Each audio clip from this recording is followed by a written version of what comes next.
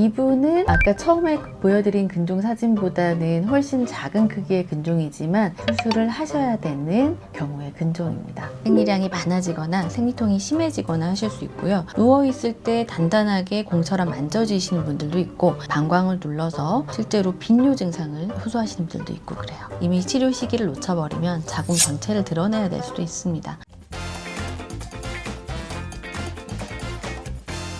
안녕하세요. 일타삼피의 산부인과 전문의 송윤경입니다. 보통 몸에 혹이 생겼다고 하면 혹이 얼마나 큰지, 한 개 이상인지를 먼저 물어보실 텐데요. 산부인과 영역에서는 혹의 크기나 개수보다도 더 중요한 변수들이 있습니다. 그게 뭔지 오늘 알아보도록 할게요. 제가 이제 초음파 사진을 보여드리고 싶은데 저희 환자분들 사진을 보여드릴 수는 없고 이제 구글에서 서치를 좀 했습니다. 이 사진 보시면 일단은 크기가 5cm가 넘어요. 5.7cm 정도 되는 큰 근종을 가지고 계신 분인데, 이분은 아마 초음파 검진하시고 집으로 가셨을 거예요. 근데 이분은 또 이렇게 혹이 굉장히 많죠. 이분도 다른 처치 없이 집으로 가실 수 있었을 겁니다. 그런데 이분은 아까 처음에 보여드린 근종 사진보다는 훨씬 작은 크기의 근종이지만 이분은 아마 수술 날짜 잡고 집에 가셨을 것 같아요.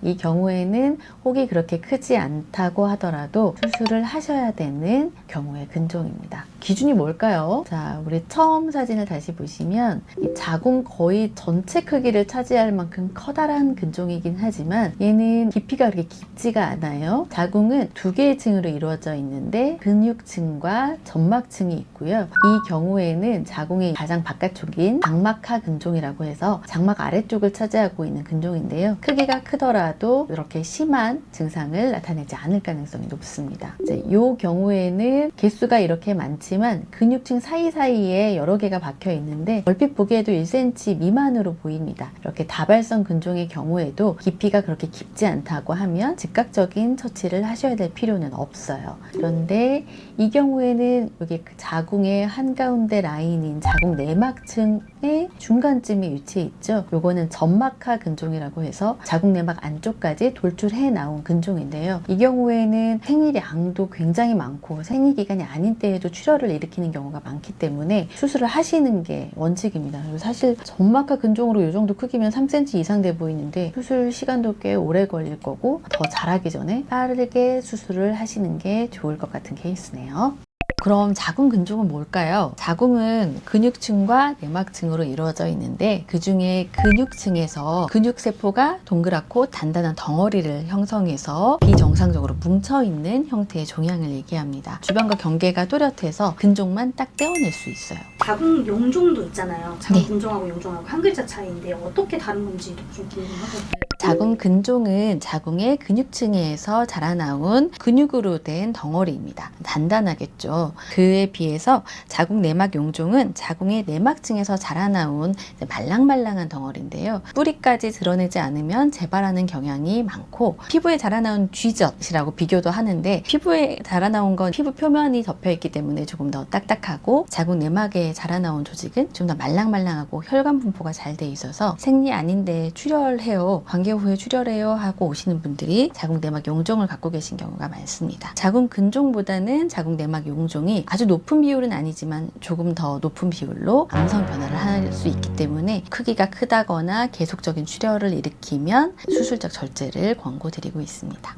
자궁 근종은 사실 주변에 갖고 계신 분들이 안 갖고 계신 분들과 거의 1:1 비율이실 거예요. 35세 이상의 여성에서는 한 반절 정도가 자궁 근종을 갖고 계시거든요. 물론 이제 크기나 위치나 개수의 차이가 있지만, 그럼 근종은 왜 생기냐? 사실 그냥 생기기는 합니다. 종양은 그냥 발생하지만 얘는 여성 호르몬 에스트로겐이 영향을 받거든요. 에스트로겐을 먹고 자라기 때문에 여자 몸에 좋다고 하는 홍삼이나 석류나 그런 식품들을 드시면 좀 더 크기가 커지거나 개수가 많아지거나 할 수 있어요. 찾아보니까 커피랑 뭐 유제품 이런 거 마시면 혹이 더 커진다 그런 말도 있더라고요. 여성 호르몬을 난소에서만 만들지 않고 지방층에서도 만들거든요. 뚱뚱해지거나 해서 지방세포가 많아지면 역시 에스트로겐 분비가 많아지면서 근종이 좀 자라날 수도 있습니다. 그럼 이제 자궁근종의 증상을 물어보시는 분들이 많은데 사실 거의 무증상인 경우가 가장 많아요. 증상이 있는 경우에는 크기가 매우 크거나 아니면 깊이가 깊은 근종을 갖고 계신 분들은 생리량이 많아지거나 생리통이 심해지거나 하실 수 있고요. 누워있을 때 단단하게 공처럼 만져지시는 분들도 있고 아니면 종괴가 커지다 보니까 방광을 눌러서 실제로 빈뇨 증상을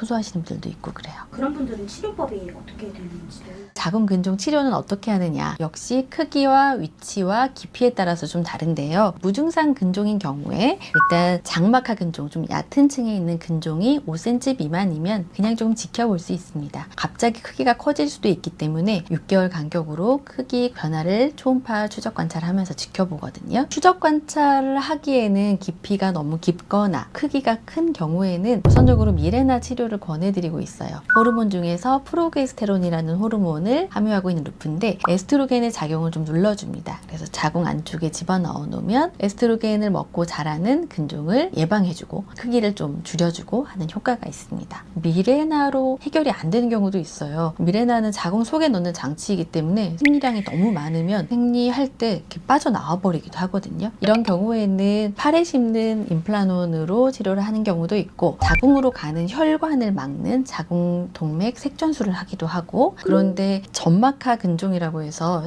생리통이나 생리량의 과다를 일으키는 근종이 있으면 자궁경을 통해서 들어가서 수술적 절제하시기를 권고드립니다. 사실 자궁경으로 정말 한 땀 한 땀 깎아내는 수술이거든요. 그러니까 크기가 커지면 수술 시간도 굉장히 오래 걸리고 출혈도 많습니다. 그래서 빨리 가서 수술하셔야 빠르게 회복하시기 좋습니다. 요즘은 이제 용해술이나 하이프 같이 자궁 근종 자체를 태워서 없애는 치료도 하고 있는 것 같아요. 근데 이게 무증상이 50%라고 하면 정말 이 치료 시기를 놓치는 분들도 굉장히 많으실 것 같거든요. 이미 치료 시기를 놓쳐버리면 자궁 전체를 드러내야 될 수도 있습니다. 물론 자궁이 임신을 하고 출산을 할 게 아니면 엄청난 기능이 있는 기관은 아니지만 자궁을 드러내는 수술 자체가 마음먹기가 쉬운 건 아니잖아요. 자궁 적출 수술까지 가기 전에 그 전에 발견해서 치료를 할 수 있으면 너무 좋겠죠.